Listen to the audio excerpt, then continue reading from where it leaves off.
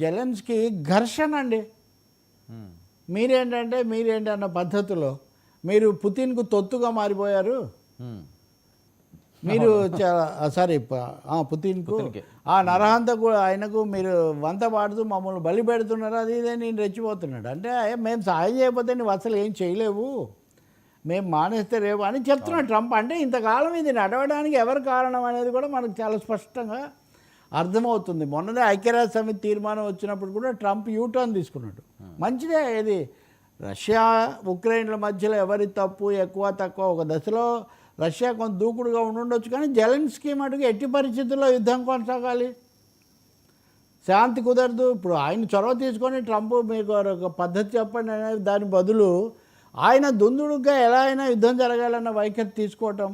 అంటే ఎలా అయినా ఓడిపోతామని తెలిసి యుద్ధం కూడుకోవడం ఏంటి? ఓడిపోయాడు. ఇప్పుడు ఆల్రెడీ అతను చాలా దెబ్బతిని ఉన్నాడు, అదంతా జరిగింది.